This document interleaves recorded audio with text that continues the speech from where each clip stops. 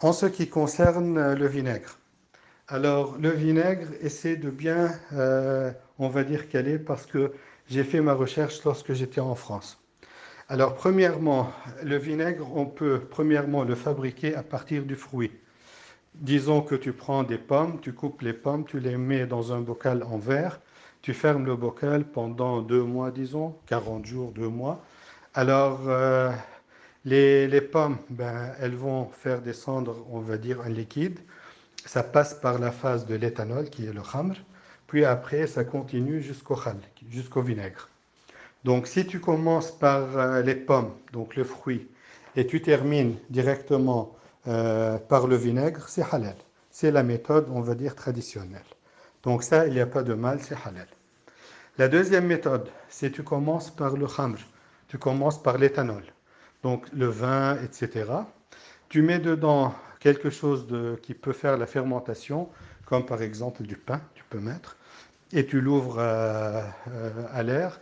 Après un moment, ça devient du vinaigre. Donc le khamr, il se transforme en vinaigre. Alors de ce fait, les savants, les anciens savants, ben, premièrement, le vinaigre, si on le fait à partir des fruits, c'est halal, il n'y a pas de divergence. Si on commence par le khamr, donc disons qu'une personne elle a du khamr chez elle, elle le transforme en vinaigre. Est-ce que le vinaigre à la fin, qui ne contient plus de khamr, est-ce que c'est permis de l'utiliser, de le consommer ou pas? Alors, il y a deux avis chez les savants. Le premier avis, ils ont dit on regarde la finalité du produit. Donc, la finalité, c'est du vinaigre, et ce vinaigre, il ne contient pas d'éthanol, donc c'est halal, on peut le consommer. Et ça, c'est l'avis des Ahnaf, et c'est l'un des deux avis de l'imam Malik aussi. Le deuxième avis, il dit non. Le khamr, c'est une najasa à la base. Si tu la transformes, elle ne se purifie pas. Donc, elle reste une najasa.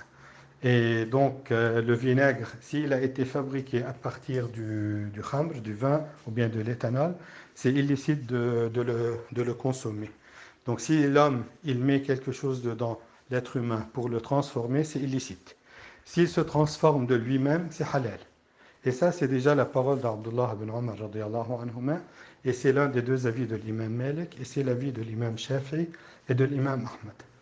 Donc, de ce fait, on trouve que le vinaigre, s'il a été fabriqué à partir des fruits, c'est halal. S'il a été fabriqué à partir de l'éthanol, donc c'est haram.